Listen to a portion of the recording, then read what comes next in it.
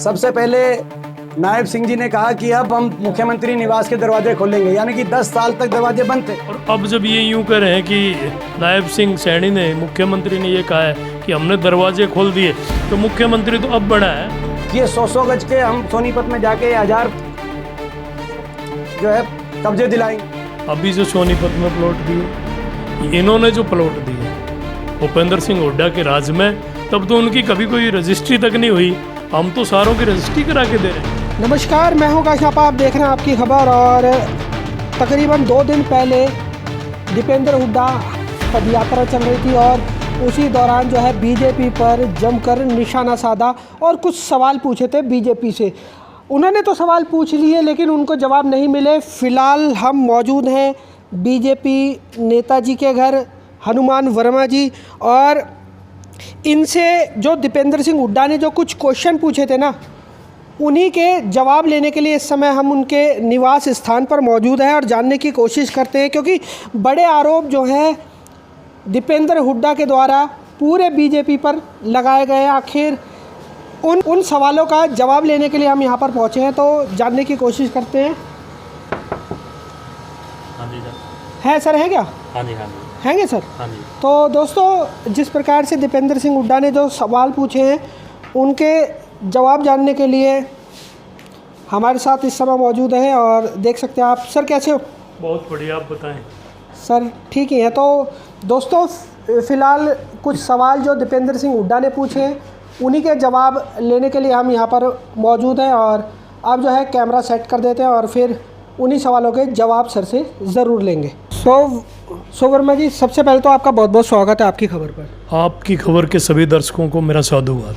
चलिए वर्मा जी, अभी ना दीपेंद्र सिंह हुड्डा का एक बयान जो है वो काफ़ी वायरल हो रहा है। उसके अंदर ये कहा जा रहा है कि आखिर भाजपा सरकार ने हरियाणा के अंदर 10 सालों में बट्टा बैठा दिया पूरे हरियाणा का। भाई ये अपना पहला कहा कि जी अब हम मुख्यमंत्री निवास के दरवाजे खोलेंगे, यानी कि 10 साल तक दरवाजे बंद थे।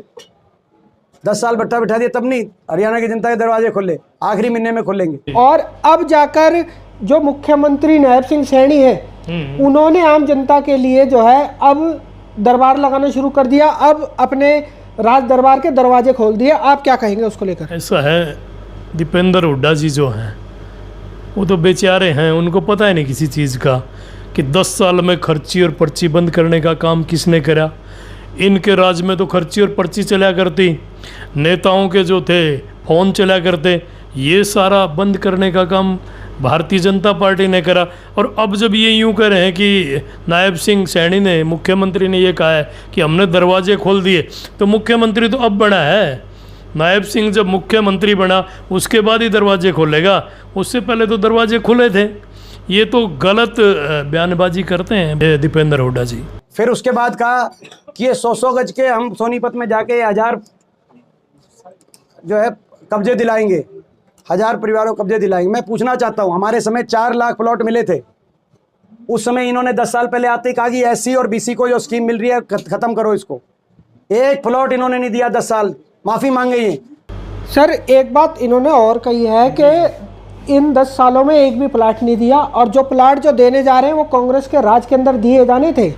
अभी जो सोनीपत में प्लॉट दिए, इन्होंने जो प्लॉट दिए भूपेंद्र सिंह हुड्डा के राज में, तब तो उनकी कभी कोई रजिस्ट्री तक नहीं हुई। हम तो सारों की रजिस्ट्री करा के दे रहे हैं, उनको मालिकाना हक देने का काम कर रहे हैं। इन्होंने कहाँ दिए? इनके समय में तो जो है ना गांव में गए और गांव वालों ने प्लाट काट दिए और मिले किसी को नहीं। आज तक जो है ना किसी को मालिकाना हक नहीं दिया। हमने तो दिया है मालिकाना हक दिया। सर वो यूं कह रहे हैं कि भाई हमारे द्वारा जो काम किए जाते थे ना उन्हीं पद चिन्हों पर चल रही है बीजेपी। ऐसा है, बीजेपी ना तो किसी के पद चिन्हों पर चलती, बीजेपी तो अपनी बुद्धि के अनुसार जो है ना बीजेपी के नेता काम करते हैं। और मुख्यमंत्री जो आज नायब सिंह सैनी है वो बहुत बढ़िया से हरियाणा प्रदेश को चलाने का काम कर रहे हैं। आज आप देखें ना, उनके हज़ारों की भीड़ लगती है।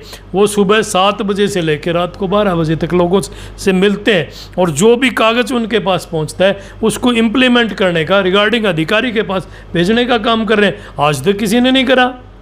आज तो एक नायाब हीरा नायब सिंह के रूप में हरियाणा प्रदेश में मुख्यमंत्री मिला है। और ये नायब हीरा की चमक आप देखना 2024 में दूसरी बार नायब सिंह जी हरियाणा प्रदेश के मुख्यमंत्री बनेंगे, इसमें कोई शक नहीं। सर आपने कहा कि बीजेपी अपनी बुद्धि से चलती है, तो ये किसकी बुद्धि से चल रहे हैं? कौन?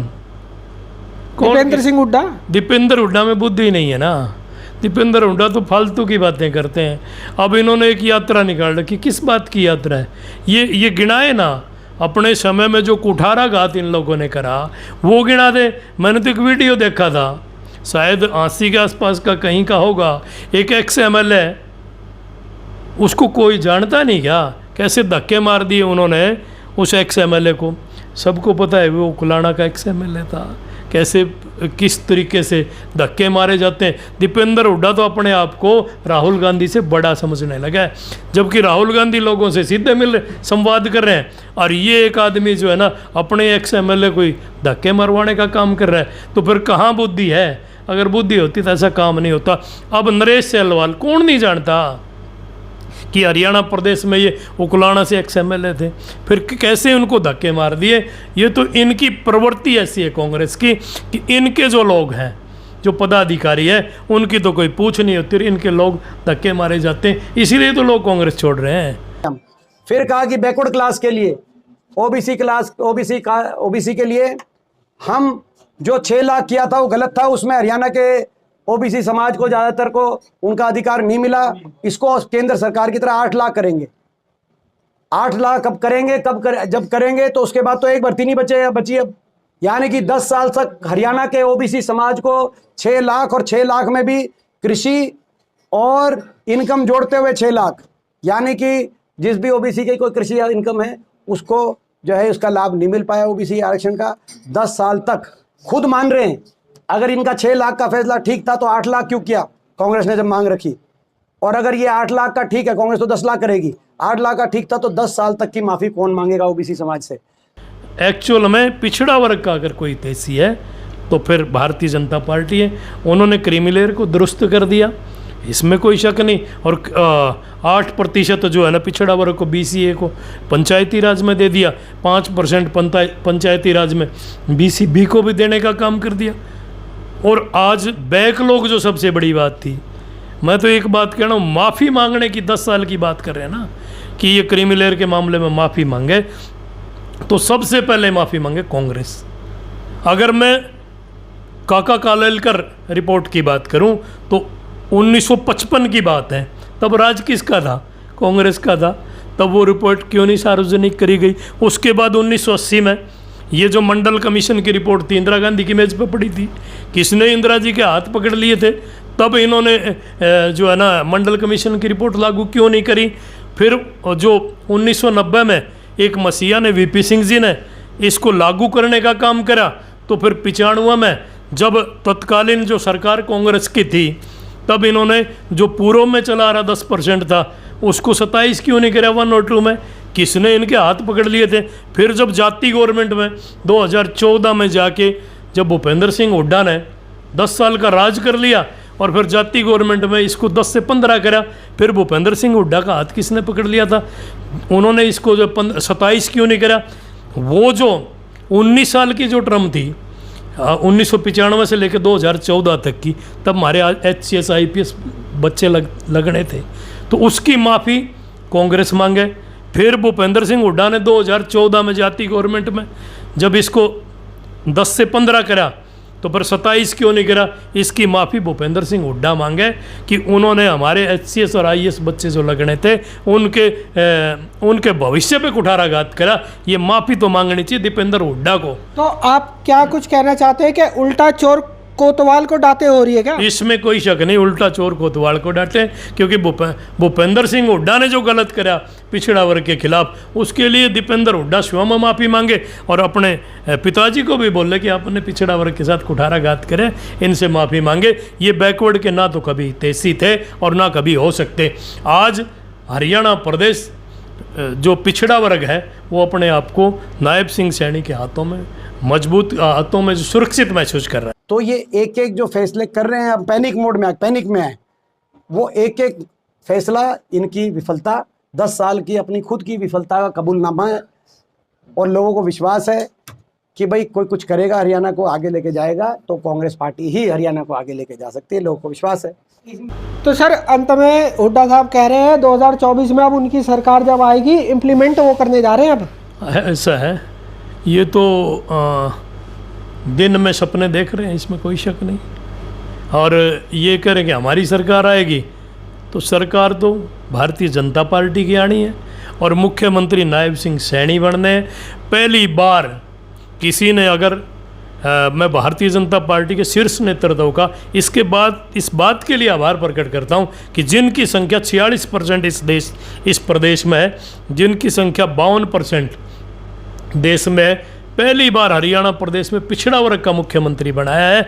दीपेंद्र हुड्डा जी एक बयान दे दें, सिर्फ एक बयान आपके चैनल के माध्यम से कह रहा कि वो यूं कहें कि अगर हमारी बाई दिवस सरकार आती है, पहली बात तो कभी आ नहीं सकती, वो मुख्यमंत्री का चेहरा किसी बैकवर्ड का, अति पिछड़ों का घोषित तो करें। या तो भारतीय जनता पार्टी ने पिछड़ा वर्ग का नायब सिंह सैनी के रूप में मुख्यमंत्री बना दिया, और आपने गृह मंत्री की बात सुनी होगी कि हम नायब सिंह सैनी की अगुवाई में ही अगला चुनाव लड़ने जा रहे हैं और हमारा मुख्यमंत्री नायब सिंह सैनी होगा। इसमें कोई दो राय नहीं। जिस तरीके से नायब सिंह सैनी जी हरियाणा प्रदेश में काम कर रहे हैं, अब आने वाली गवर्नमेंट भी भारतीय जनता पार्टी की होगी और सीएम हरियाणा का नायब सिंह सैनी होगा, एक नायब हीरा के रूप में उभर के सामने आए। बहुत बहुत धन्यवाद सर। Thank you. सो दोस्तों ये थे बीजेपी नेता, और जिस प्रकार से दीपेंद्र सिंह हुड्डा ने कुछ सवाल पूछे थे बीजेपी से, और उन्हीं सवालों के जवाब लेने के लिए हम यहाँ पर इस समय मौजूद थे। वैसे इनके द्वारा जो जवाब दिए गए हैं उनसे आप कितने संतुष्ट हैं? वीडियो को लाइक करें, वीडियो को शेयर करें। इन्हीं तस्वीरों के साथ मैं आकाश नापा लेता हूँ इजाज़त। बहुत जल्द मिलूंगा शहर की दूसरी किसी गतिविधि के साथ। जब तक के लिए सभी दर्शकों को आपकी खबर से जुड़ने के लिए बहुत बहुत धन्यवाद।